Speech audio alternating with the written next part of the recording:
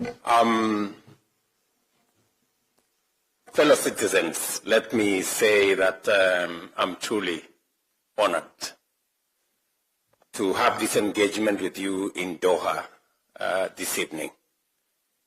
I bring you greetings from friends, your fellow citizens in Kenya, many people who wish you well. This evening, on behalf of your fellow citizens in Kenya, the government of Kenya, and my family, tunawaletea salamu nyingi sana, and we wish you well.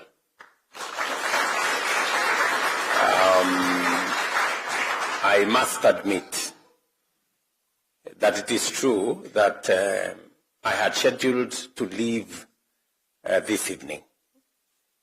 But amongst the things that persuaded me to extend by a day, there are many things, but one of them was when I looked at my schedule and I was told that I was going to speak to you, and I thought, since you are a significant, and Omar has said it very well, that you are not just people in diaspora, you are Kenya.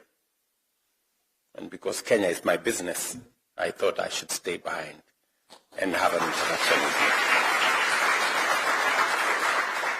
I also must admit that I have been to many diaspora meetings. I have never found one as organized as this one.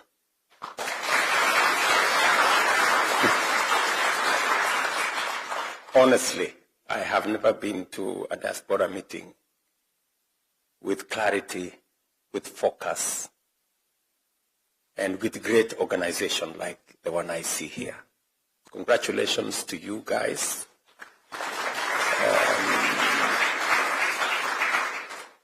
Maybe my ambassador is the one responsible. But I'm told it's not him. I'm told it's you guys.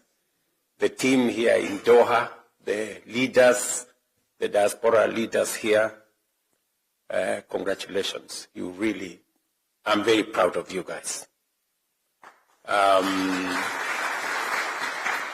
You have spoken to the core issues that you think are of concern to you, and you have spoken in a very profound way. You have actually spoken to how we can solve them, not how big the problems are, but how possible the solutions can be achieved. Therefore, it's a very positive conversation.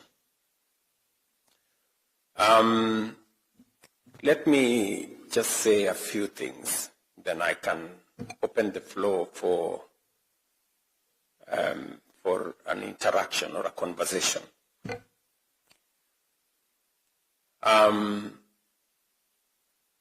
It is true that in the last election, I did make a commitment that we will have a much more robust and a better engagement with our diaspora. And it is the reason why I set up a State Department for Diaspora Affairs. And I got the right person to do it. Rosalind Jogu has done a good job in the diaspora docket. She's been with me, she's been ahead of me in many places, trying to work on matters consular, issues that have come up, repatriating Kenyans whenever we are in difficult situations in different parts of the world.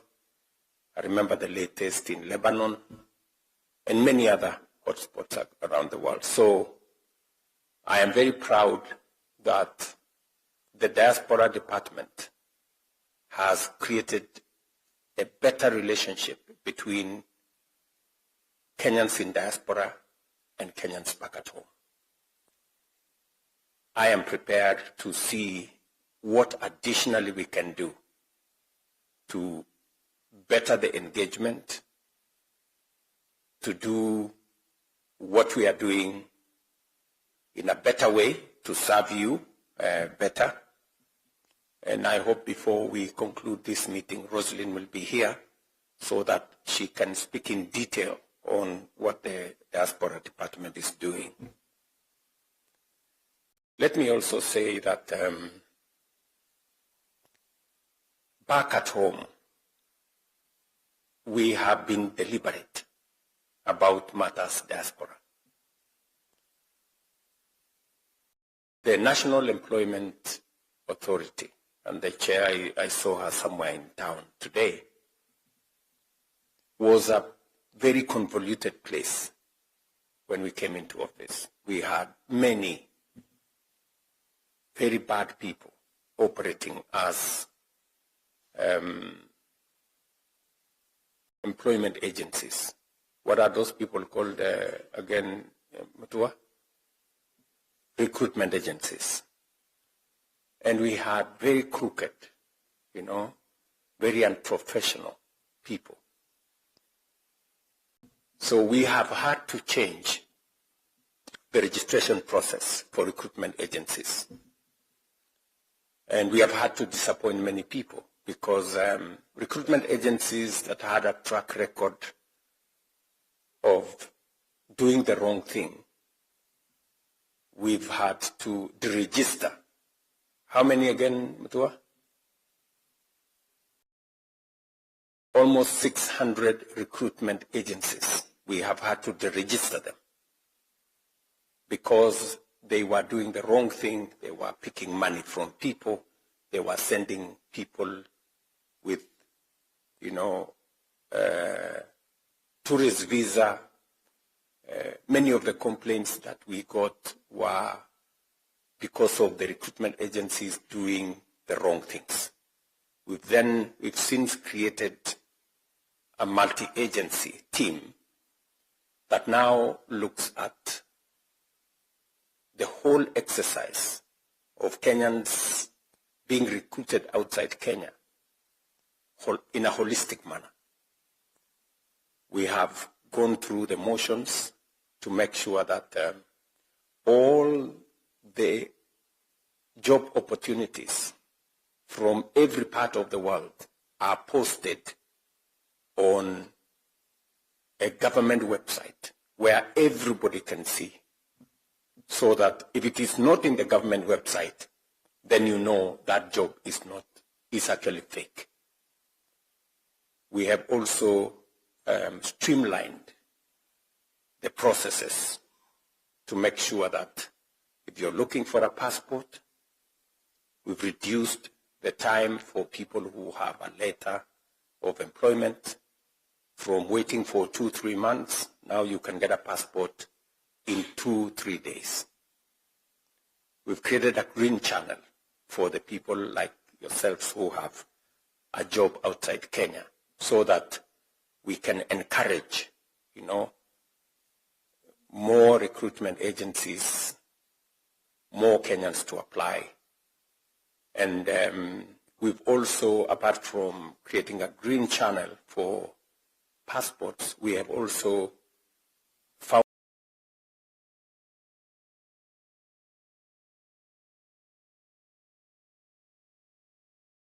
a mechanism where Kenyans who do not have the money to pay for tickets, we're now finding a way with our national youth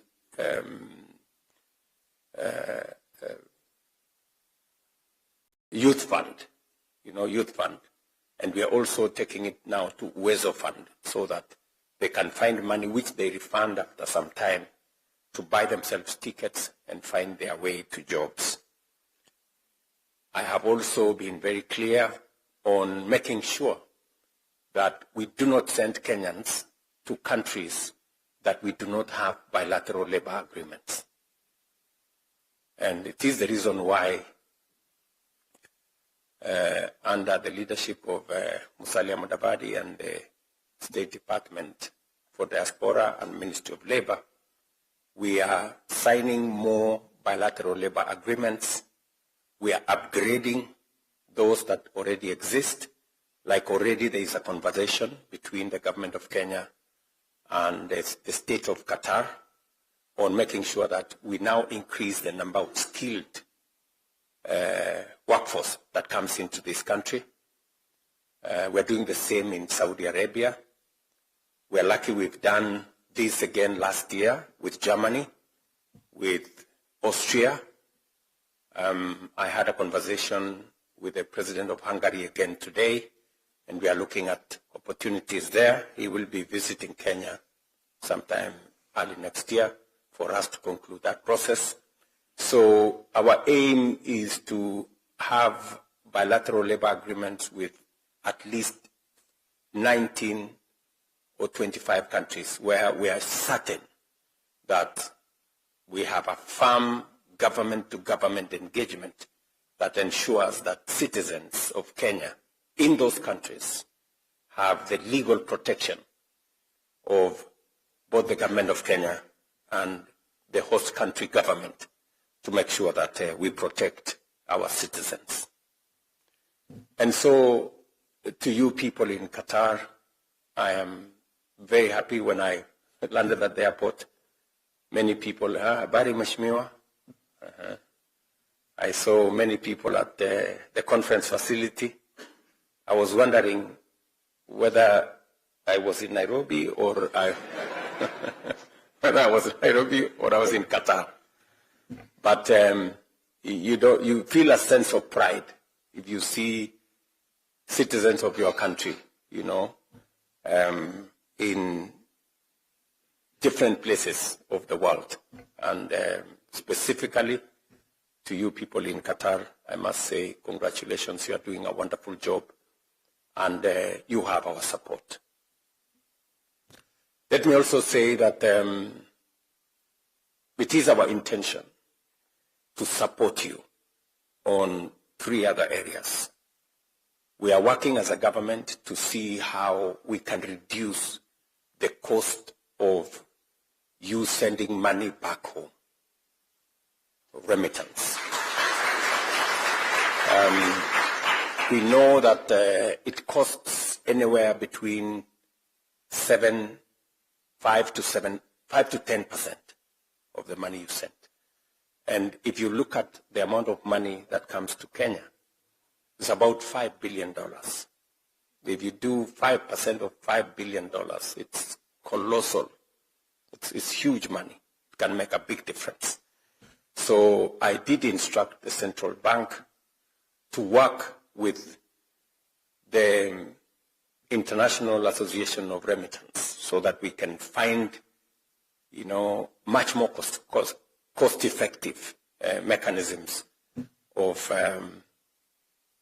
you being able to send your money back home. Second issue we are working on is how to support, you know, the many people who come, and because of different customs, different cultures, they get disoriented and sometimes end up into depression. I'm very happy that you have a team here who is providing psychological support to Kenyans here. We're trying to mainstream that into policy so that we can find support through our embassies to support Kenyans.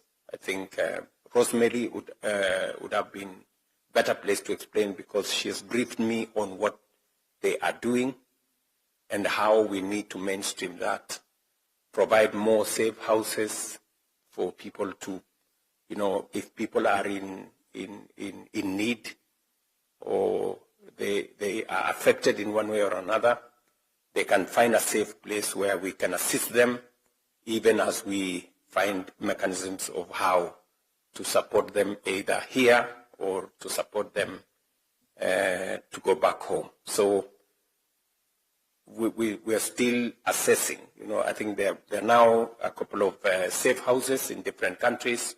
We're trying to expand that footprint so that we can support more Kenyans and their families in the diaspora.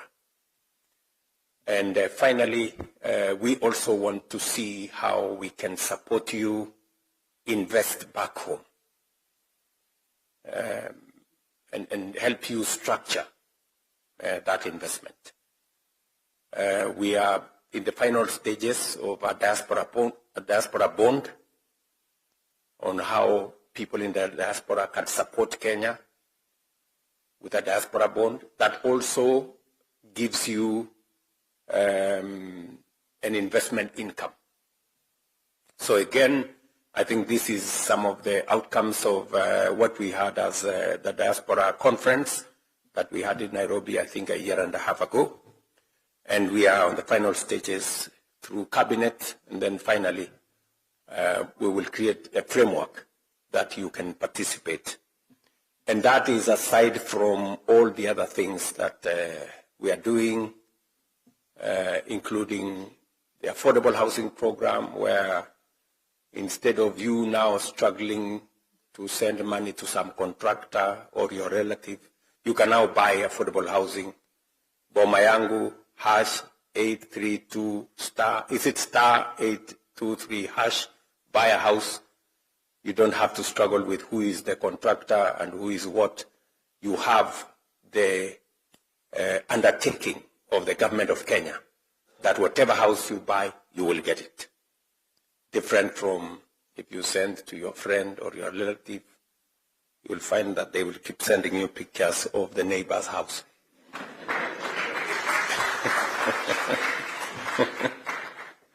I think there are many experiences of that kind, right? So again, there are those opportunities which you can tap into, and we can all take that forward.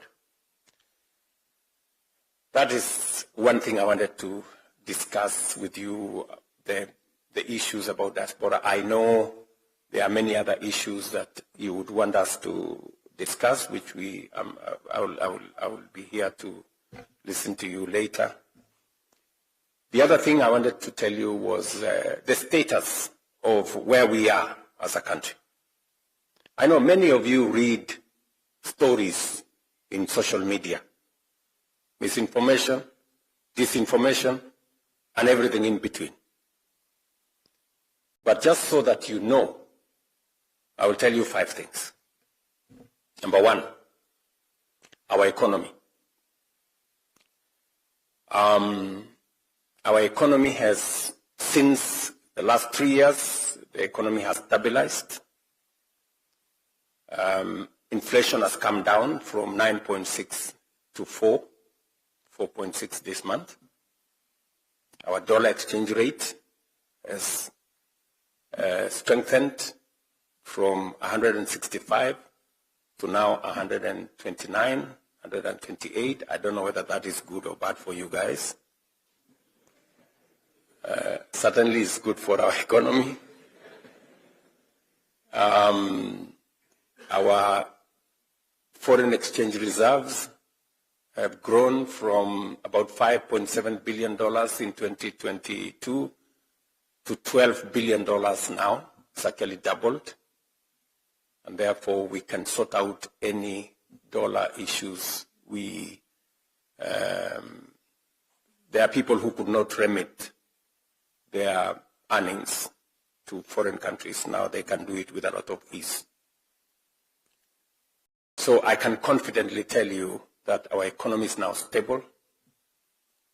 For those of you who follow the international financial news,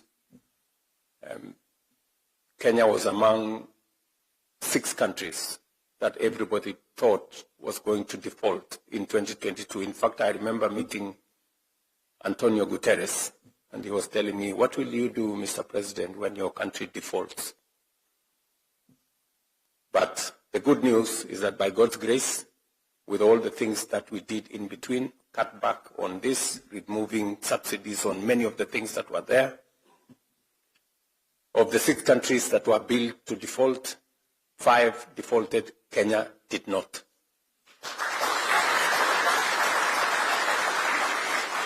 And if you follow, IMF released a report 3 months ago Kenya's economy now has passed Ethiopia, has passed Angola. Kenya is now the 6th largest economy in Africa.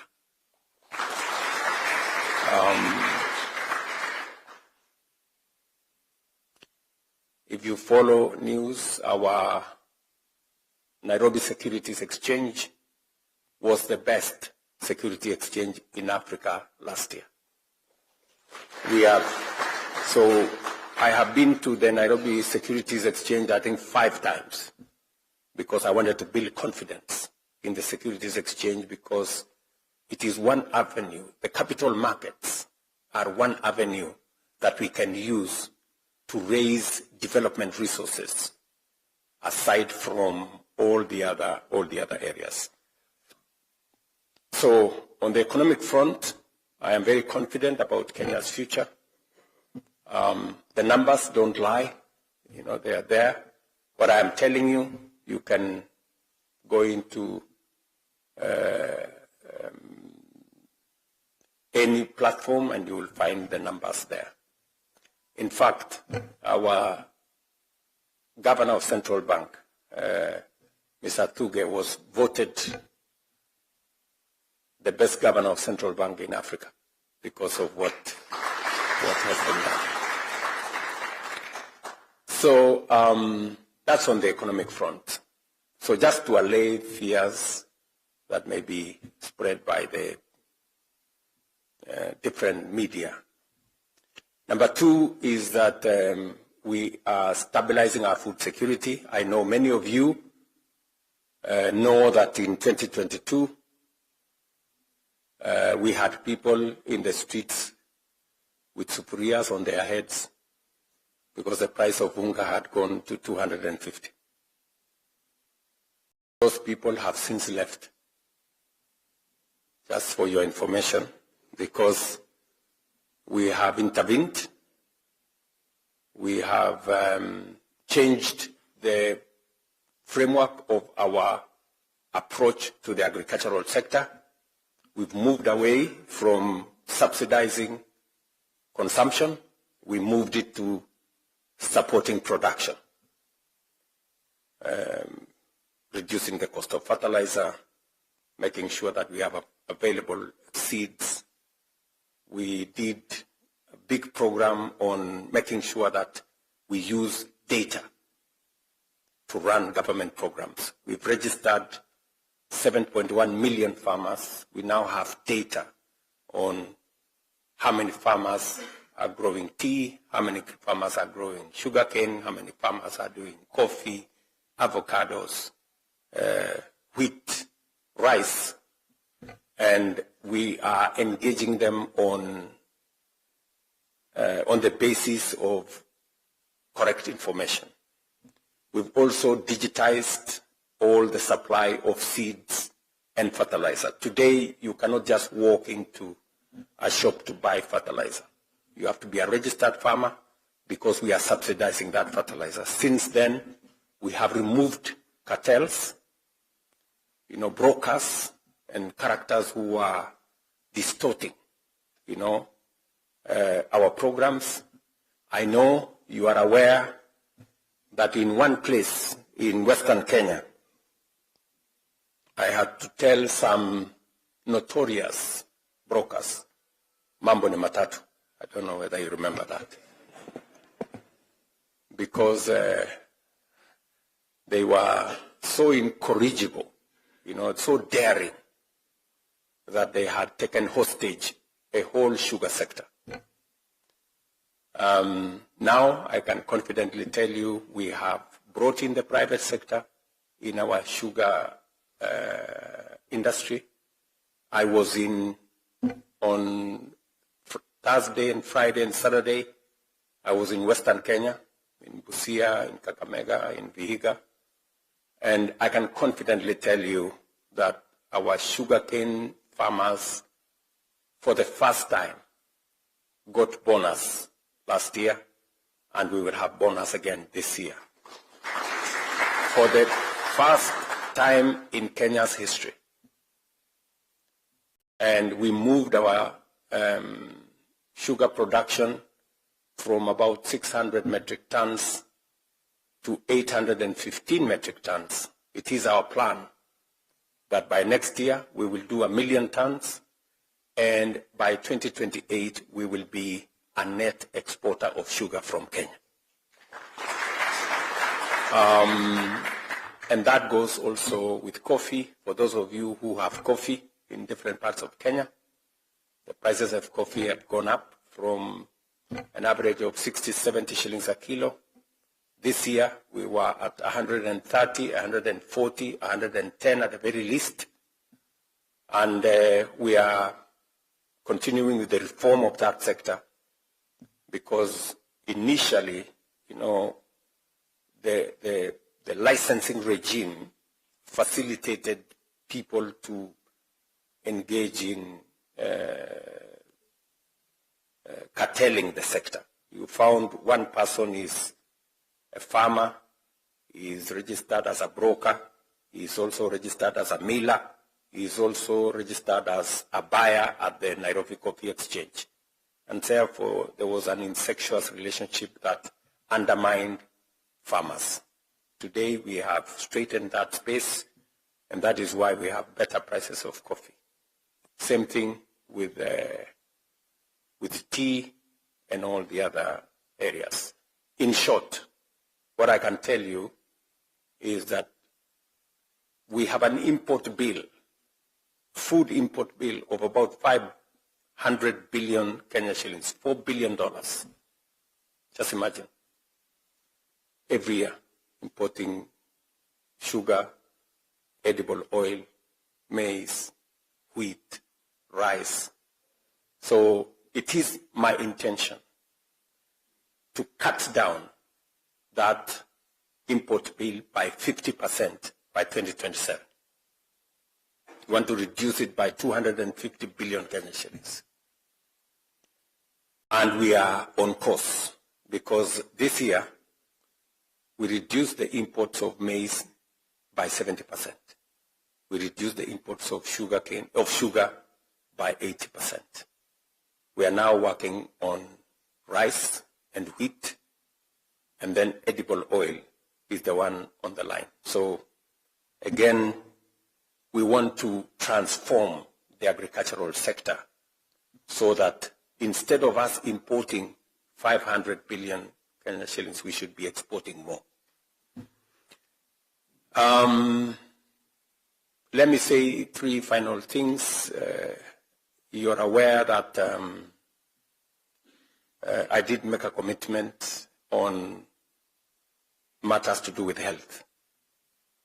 And I know you know how health operates, because now you stay in this country. We've had to change the whole health infrastructure in Kenya. I thought I was going to reform the National Health Insurance Fund.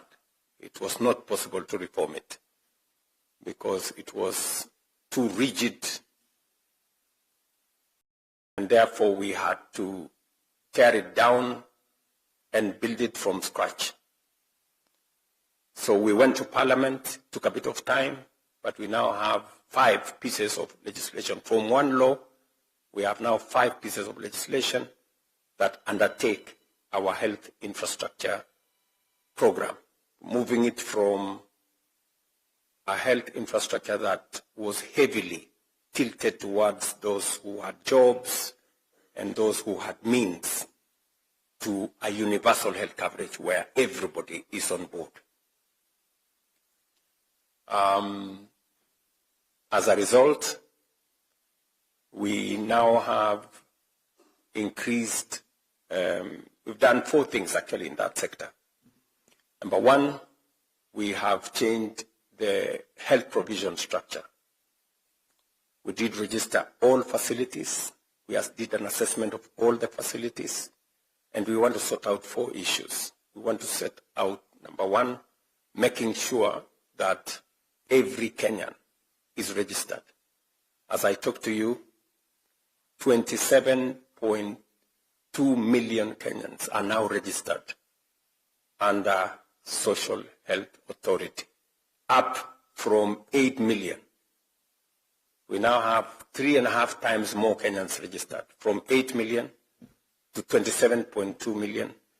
It is our intention that in the next 6 months, we should have 30 million Kenyans. We should have actually reached universal, because that does not include dependents and children and others.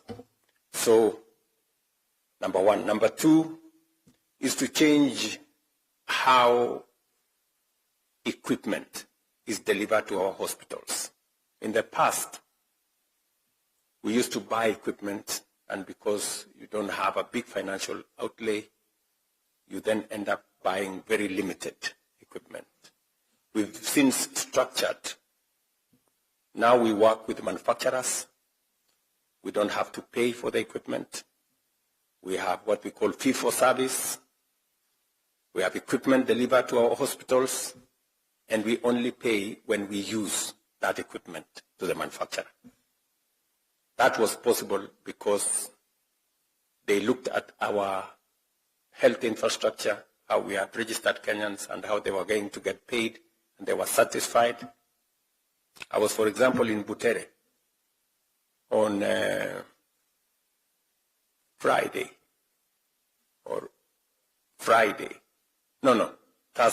I was on Thursday in Butere. This small level 4 hospital in Butere, and you had CT scan there, you had all manner of equipment there. Ordinarily, you would never find a CT scan in Butere. If you were lucky, you would find it in the referral hospital in Eldoret or Kakamega. But because of the new framework we have created, it is possible for us to deploy the most sophisticated equipment in every hospital in Kenya. On Monday, or was it Tuesday, I was in Nakuru. Again, we were having the latest equipment delivered to the referral hospital in Nakuru. For those of you who follow my social media account, you will see. So we are changing the framework of delivery of health. And finally, is how we deliver health commodities. If you listen to many of the people at home, people normally complain about there is no dawa, hakuna dawa. Mwananchi wa kawaida anasema hakuna dawa. So we need to solve that hakuna dawa problem. And we have found the reason how to solve it. We've now given a better framework to KEMSA. We've decided that we deliver health commodities, medicines direct to health centers and dispensaries instead of taking them to stores at the county and all the other places. So we have built a better health infrastructure. It is a commitment that I made, and it is a commitment that I'm very proud that today is becoming a reality. And finally, he's just mentioned to you about education. I saw Omar mentioned about education here. Education is very important. For those of you who follow events at home, we had 4 different issues with education. We had CBC. Many parents were complaining they were doing homework up to midnight. They were being told to make cars at night, and many other stories. And so we have straightened CBC. Now there is clarity on what happens. Number 2, we had a big shortage of teachers. I can confidently tell you we have hired the largest number of teachers in Kenya's history. By January, we will have hired 100,000 teachers in 3 years. That is ordinarily government hires 100,000 teachers in 20 years. But we've done it in 3 years because I'm a very strong believer that if we want to equalize the fortunes of all our children, from poor or rich families, education must be accessible to everybody. We also had challenges with classrooms. We sourced money from the World Bank. We work with our own resources, with members of parliament. I must commend them. We built 23,000 new classrooms, and we are on the way building another 1,600 laboratories that will bring children, especially from informal settlements, rural areas that ordinarily would not have access to a laboratory or sufficient classrooms or enough teachers. That is the ecosystem we are sorting. We have also made sure that our universities, for those of you who understand what was the challenge with our universities, we had many universities, Nairobi University, Kenyatta University, Egerton University. They were paying lecturers half pay because there wasn't enough money. So we changed the funding model. We now have what we call student-centered funding model that ensures that we assess every student to make sure that no child, especially those from vulnerable backgrounds, miss school. We have since increased scholarships and loans to make sure that children from vulnerable backgrounds get up to 90% loan and scholarship so that we carry them along. So I just thought I should mention some of the things that we are doing back at home. And then finally, let me talk about jobs. I did make a commitment on jobs because we spend 680, in fact, this year, it is 702 billion Kenya shillings on education.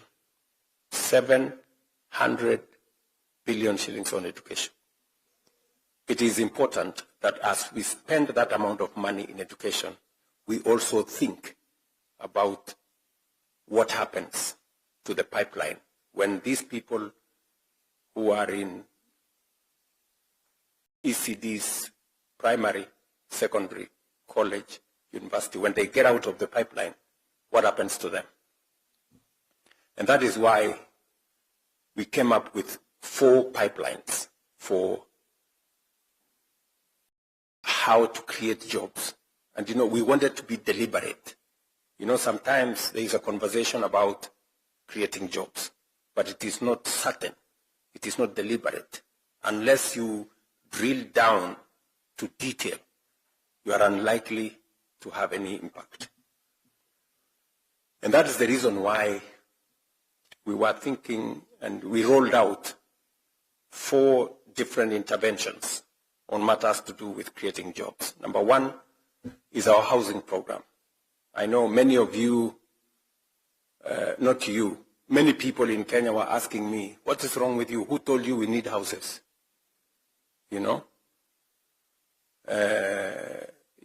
But you see, any country that needs to stimulate the economy, they look at public infrastructure that creates, that is labor intensive and uses it, whether it's America, whether it is Europe, that's what they do. And again, for your information, housing was a program that has been there with us. It was there in the KANU manifesto. It was there in the NACA manifesto. It was there in the NASA manifesto. It was there in the Jubilee manifesto. It was there in the Azimio manifesto. It was there in the Kenya Kwanza manifesto. It's a permanent feature in all the manifestos. But it was difficult to implement because it's not easy. Just for context, my brother, President Uhuru, and I, we had the Big 4 in 2017. And one of the big four was housing. And we did everything because it is the right thing to do, and all of us agree. So when we were elected, we wanted to do housing. I remember very well, we went to Parliament, we passed the law, we created the fund, we created the levy. In fact, President Uhuru told me he knew of somebody called Charles Hinga, who was in South Africa, and who was a good expert in these matters of housing. We brought him. We looked for him. We brought him to Kenya. We met him, Principal Secretary for Housing. And then when everything was ready, and we started to collect the levy, and then there was noise. No, this levy, I don't know. These ones are complaining, those ones are complaining. Maandamano hapa, nini pale, nini kelele.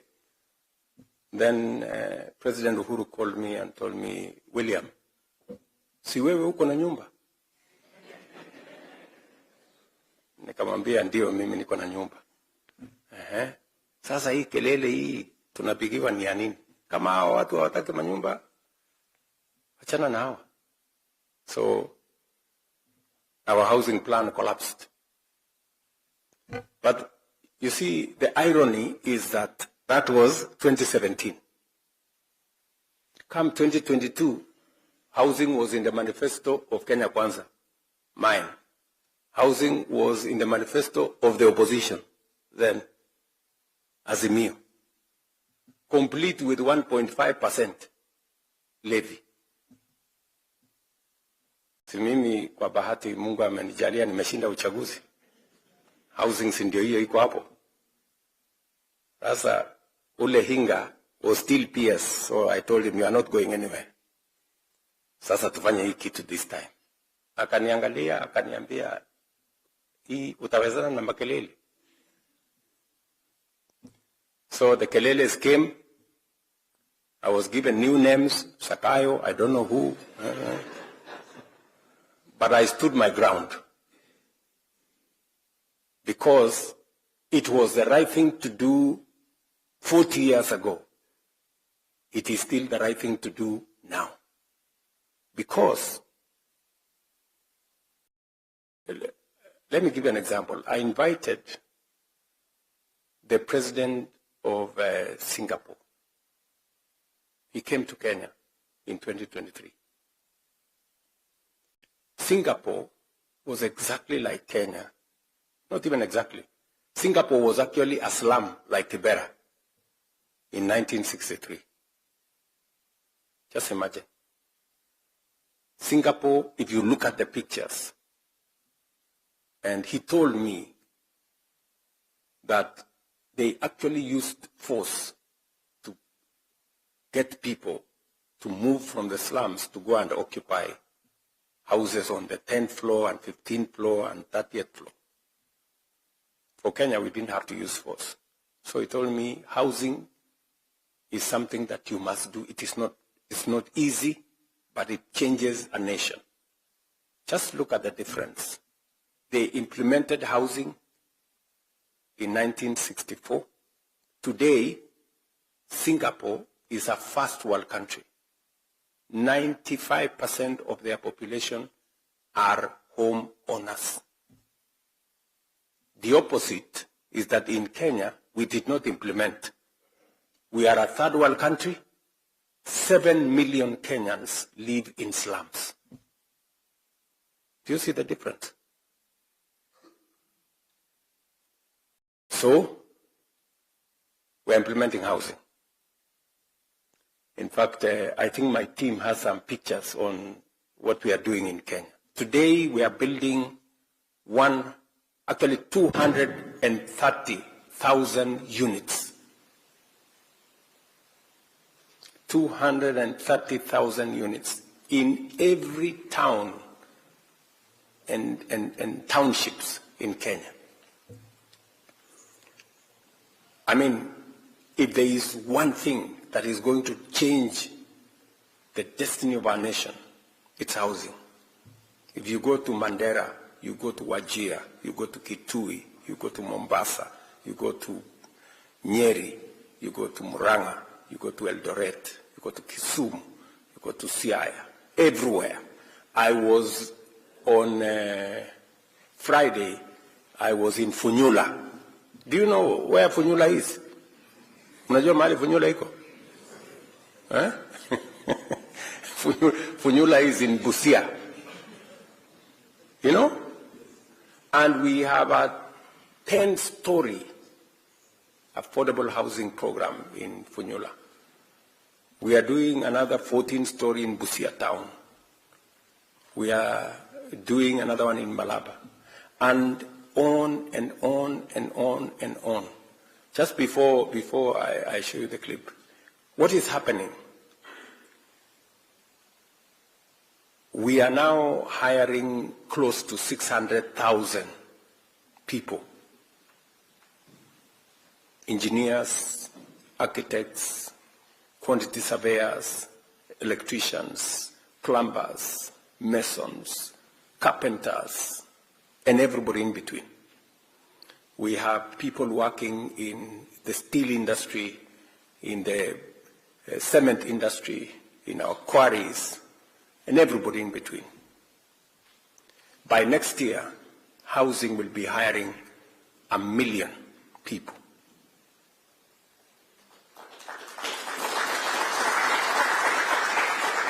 So, apart from decent housing, apart from helping us with reducing on land fragmentation, apart from stimulating our economy, housing is creating opportunities for jobs. And these are only 230,000 units. We have a shortage of 2.5 million housing units, and it is growing. So we will be at this housing for the next 20, 25 years before we can stabilize. And you know what? We have built this whole big program. Now the contracts we have signed is 600 billion. How much? 600 billion. Housing, markets, hostels, and all of it is our own money. We haven't borrowed from the World Bank. We have not borrowed from nobody. And for your information, if I were to go and borrow 600 billion shillings from the World Bank, I would live in Washington for 10 years to get it. I would need 10 years of letter writing and begging. But we have mobilized our own domestic resources, and Kenya is changing. The skyline of every town is changing, and we have many people working. You know, so I don't mind the names. I don't mind the names. So long as Kenya gets transformed, it's not a problem.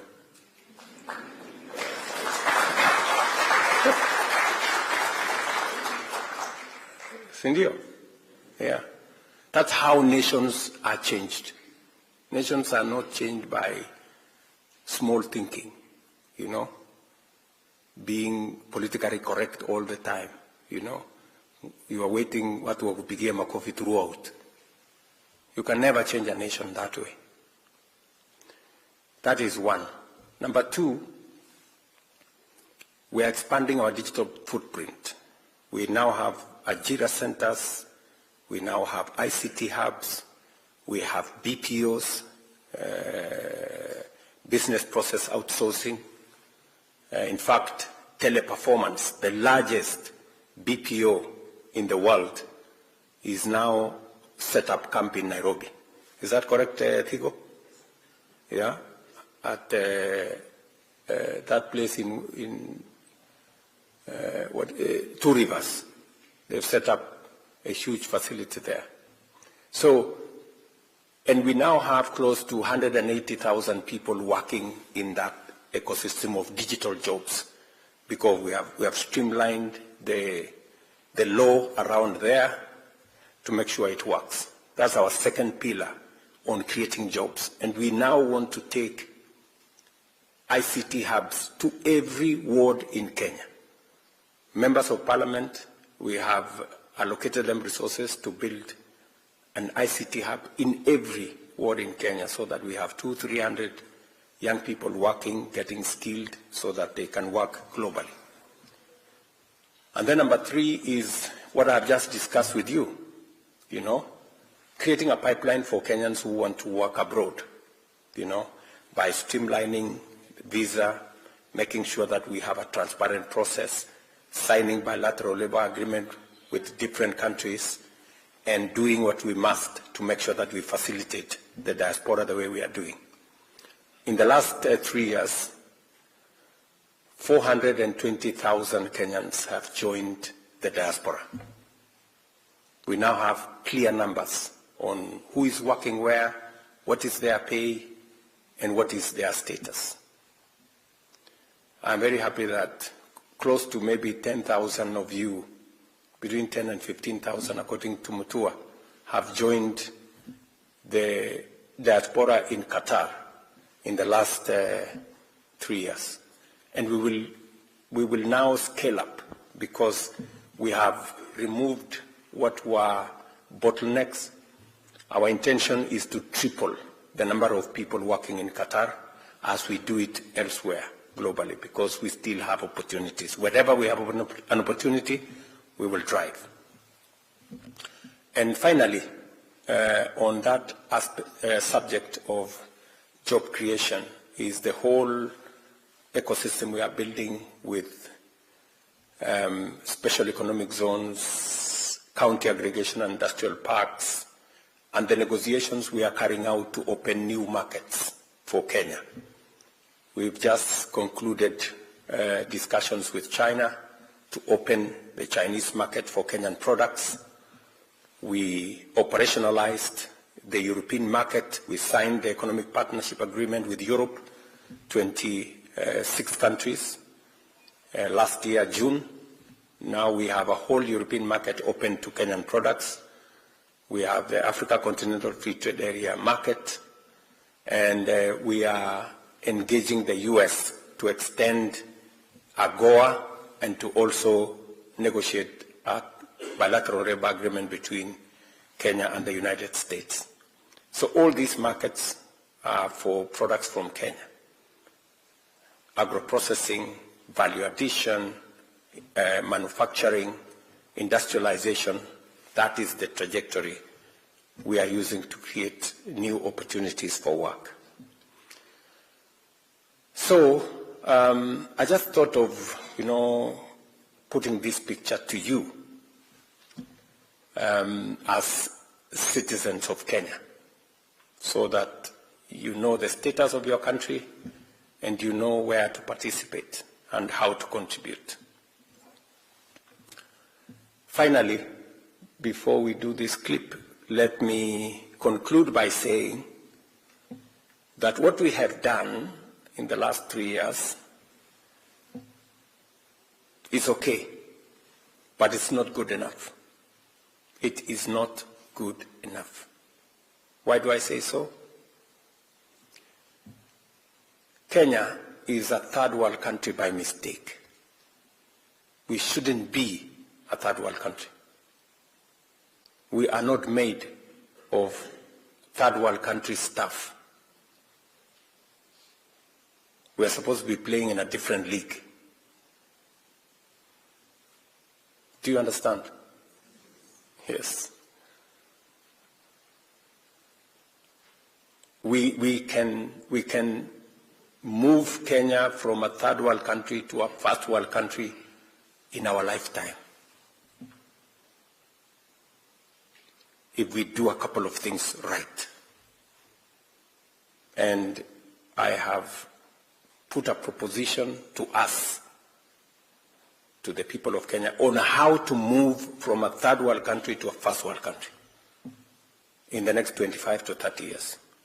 China did it, Korea did it, other countries, Malaysia did it, we can do it. Looking at what we have done, I am very persuaded that we can move this country to a first world country. We need to do three things, in my opinion. Number one, we need to bring under production another 2.5 million acres of land, agricultural land, so that we finish with importing food and we export to the markets we have already negotiated. We need to build at least 50 mega dams, huge dams, High Grand Falls Dam, Soin Koru Dam, and we have a list of them. They've been in our books for the last 20 years. We have all of them in our books. But we haven't done it because we haven't thought of how to do it. I have put a proposition on how we can do it. We need 1.5 trillion shillings. That's just about maybe $10, $12 billion. We can raise that money. So to raise here housing, 600 billion. We've raised it. But this one we can raise even without any levy. We'll raise it to tatumia tu akili. Tuache ujinga. Tutumia akili. Mnanielewa? That's what we need to do. And we are going to do it. Not too far from now. I discussed it with the Emir of Qatar today on how we can create that partnership, because that's number one. Number two, we need to generate energy. We need to generate electricity. As I talk to you, we have 2,300 megawatts. The whole country. How much? 2,300. Tulienda na kimbelembele yetu tukaenda tukanegotiate na Microsoft na G42 tukanegotiate. You know, when I went for the trip, I went to the United States with Biden.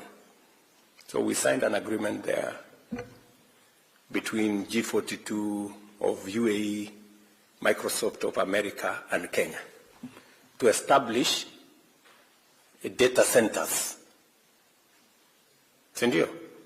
Sasa wakati nimerudi nyumbani haya tumeanza data center. Tukaambiwa one data center requires 1,000 megawatts. Na tuko na 2,300.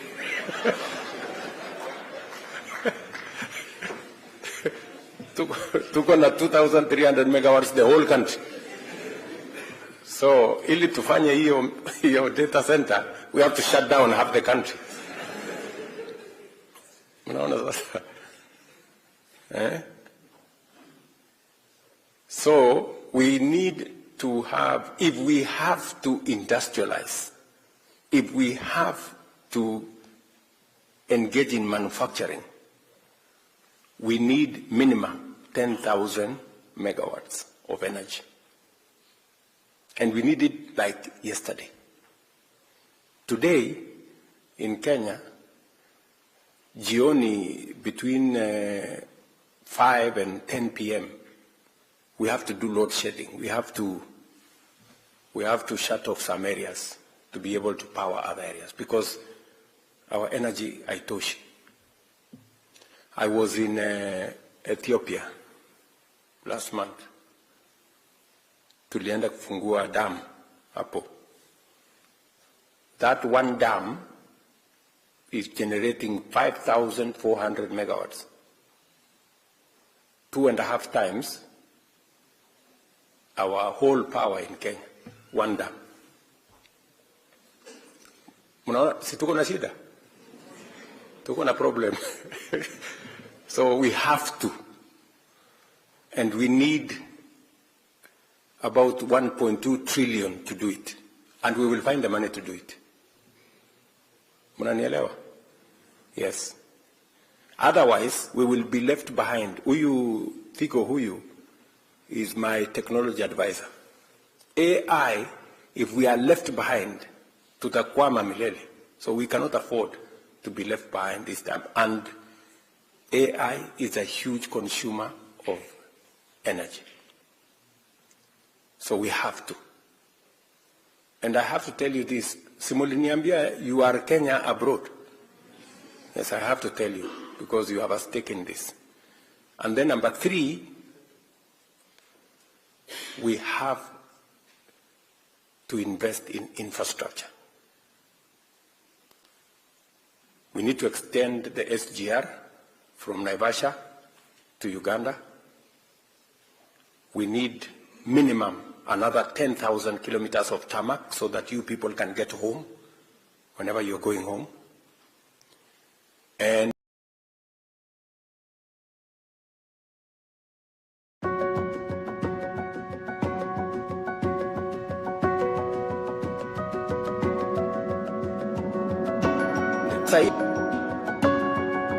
OJKA canvas iko kwa runway. Sasa tunaongea nini? And you see, there are some people defending.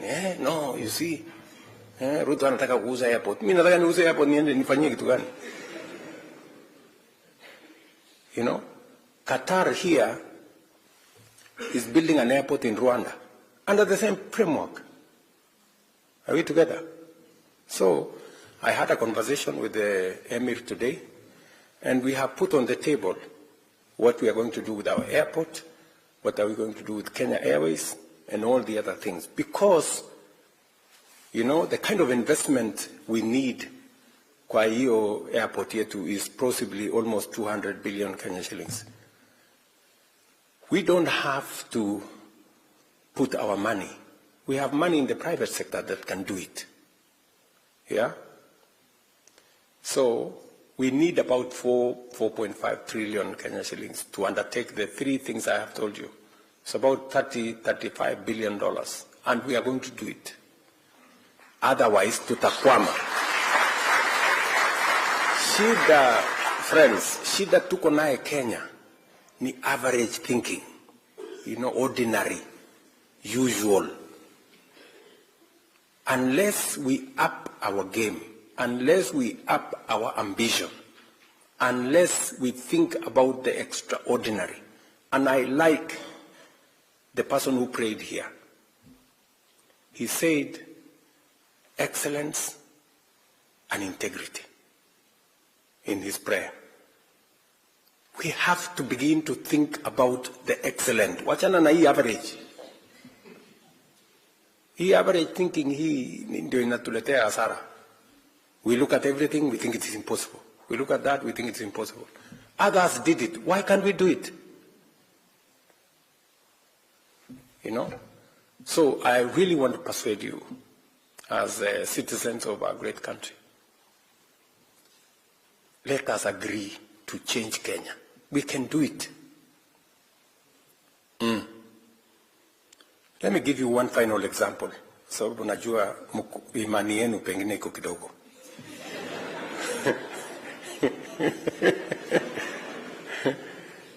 But you have seen this country is kama sio mafuta, you know. We have more assets than they do. Kama sio mafuta ama? Yes. You know, all these barabara, nini, housing, imepangwa. It's been built. See what it was there? All this you see here was not there 30, 40 years ago. But they've done it. Yeah. Ndio Waswahili wakasema, ukiona vyaelea, ujue vimeundwa. Yeah. So we need to unda our own. Ama? Let me give you an example. A final example. And I'm sorry if I am taking time, but I rarely get... Si mulikuwa mnanitafuta?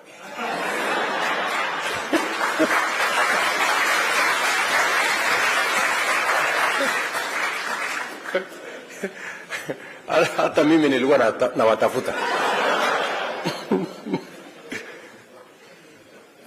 Sindio? Now listen. Why I'm telling you these things are possible. When I look at housing, look at what we have achieved.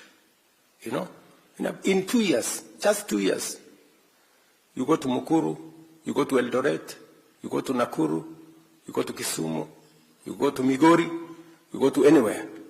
You know, things are happening. And it's just 2 years. Just imagine if we do this for 10 years. What about 20 years? You will not recognize Kenya in 20 years of this. But let me give you a much more pointed example. Investment is a function of savings. I'm a scientist. I was told by the economists. The economists, that's what the economists say. I'm a scientist myself. I've become a good student of economics over time. So, as a country, unless we save, unless we have a good culture of saving, we cannot change our country. We cannot invest. And that is the reason why NSSF, which is the public saving entity, over the years has been, was never transformed. It's been like that for 40 years. And it's just small thinking. People refuse to think outside the box. So when we came into office with Uhuru Kenyatta, we decided we want to change this. What do countries do? Public saving, countries do a percentage of people's salary. For Kenya, we made a mistake and we put a static number, 200 shillings. Imagine up to 2023, 2 years ago, every public person and private person was saving 200 shillings at NSSF. Shilingi mia ngapi? Not $200, 200 shillings every month. Mtu anaana 100,000, analipa 200 shillings. Mtu anaana 200,000, analipa. Ndio mjue iko ujinga mingi hii dunia. So what happened? We were left behind. Uganda, 20 years ago, changed their contribution to percentage. 10% by the employer, 10% by the employee. Tanzania, 20 years ago, changed 10% employer, 10% employee. So today, Uganda has a bigger social security fund than Kenya. Tanzania have a bigger social security fund than Kenya. Yet, our economy is twice that of Uganda. Our economy is almost 1.5 times that of Tanzania. But they made the right decision before. Tanzania today, their social security fund is building one of the tallest buildings in Hapa Hill in Kenya. NSF ya Tanzania. Just imagine. Yetu tuko 200, bado tunatoa ile 200. So we changed with my friend Uhuru Kenyatta in 2016. But then some characters took us to court. Wakatuzungusha huko kotini. So by bad luck to them, I became president. So nikawaita. Nikawambia hii ujinga muache. I mean, how can you stall the whole country? Tukwame kwa 200, other countries are going ahead of us. One of them was my friend Atwoli, because he was the one who had taken us to court. Nikamwongelesha, akakuwa mzee mungwana, akaniambia okay, wacha tuende tutoe kesi kotini. Tukatoa kesi kotini. let me tell you now the good news. Do you know what has happened? By changing the contribution structure, our national security, social security fund, from independence back at 2023, we had collected 320 billion shillings for 60 years. How much? 320 billion. In 2 years, with the changed contribution structure, we have doubled to 670 billion shillings. By the end of next year, we will be a trillion shillings. Tell me what's going to happen in 5 years and 10 years. We will not be borrowing money from China. We will be borrowing money from our own social security fund. That is how countries grow. Munanielewa? What has China done? China today, if you see, savings as a percentage of their GDP is 55%. Savings as a percentage of GDP in Kenya is 10%. So, sisi, tunachukua kila kitu, tunakula. China wanna save. Then what do? We go and borrow from China. Because wako na akili, they are saving. Then what do we end up doing? Today, we are paying $1 billion every year to China. Unaona ile ujinga tuko nayo hii dunia. Imagine. Them, they are saving their money. As we are eating ours, alafu tunaenda kuboro yao, wanatulipisha interest kiasi hii, tunalipa, tunakuwa maskini. I have to tell you this. Si mimi ndio rais wa Kenya. Unless I tell you, so that you know where we are.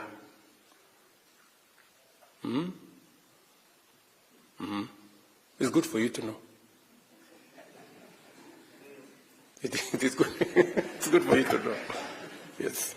Because you know, hakuna haja ya kufichana. We have to tell each other the truth. So, we must stop this small thinking. I am very happy that now we are growing our own savings. Because of growing our own savings, interest rates will come down. Because we have enough patient money to lend. Our treasury bills will come down. Our treasury bonds will come down. We will have, a much more stable economy. That is how we'll change Kenya. So, why I'm telling you tunaweza kubadilisha hii nchi yetu in a very short time is because we have the most hard-working people. We have the most, innovative people.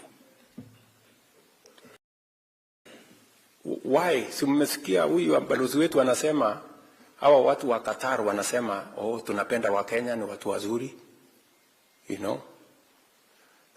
I met the emir myself. Wananiambia, Kenyans are very good people. They are contributing to our economy. Which is okay.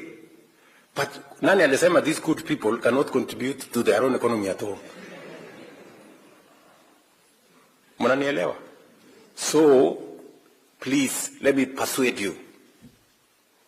Let me persuade you that we can do this ourselves. And it's not just you I'm trying to persuade. I did sit down with the former Prime Minister, Raila Odinga. We had this conversation. And he was 100% on board. I did sit down with Uhuru Kenyatta 2 months ago to have this conversation, that it is time for us to move Kenya away from this mediocrity. And we agreed. I have come for you. Mukubali jameni, tusukume hii Kenya, tubadilishe nchi.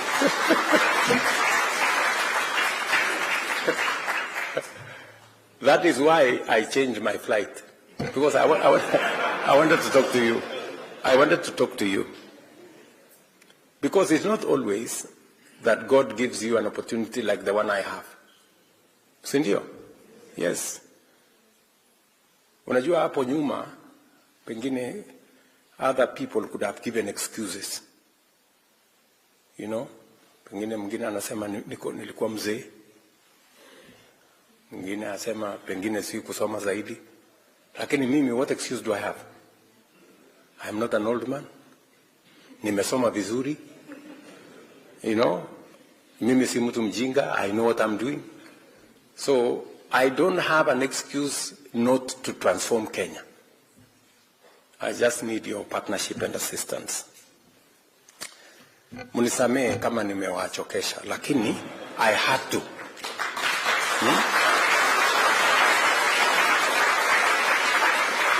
Because we have a country to mind.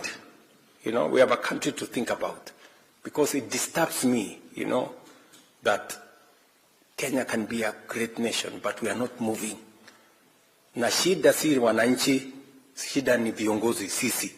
It is us who must think and take the country to the next level. Just persuade you and move together. Can somebody, ebu tuone hii sinema yako iko hapo.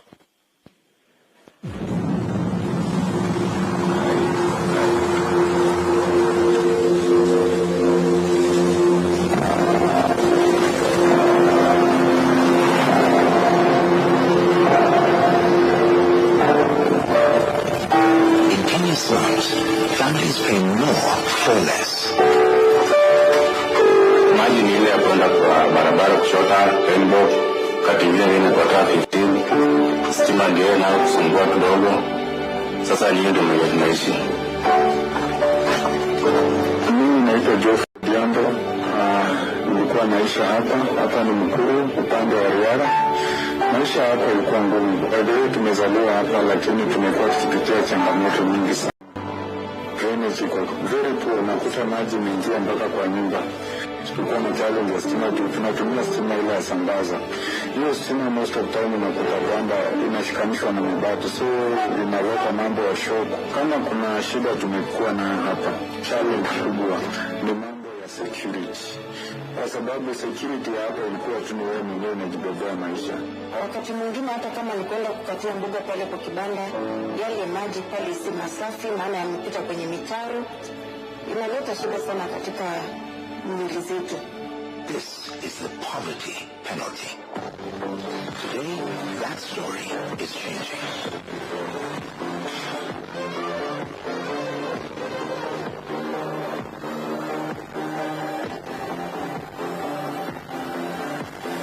Adequate housing is more than 4 walls. It is dignity, safety, and opportunity. That is why every affordable housing project is carefully located, close to transport, workplaces, schools, and markets. Ensuring families can thrive and not just survive. From Embu to Kakamega, from Kisumu's Lumumba to Mombasa's Nyali, we are building communities, not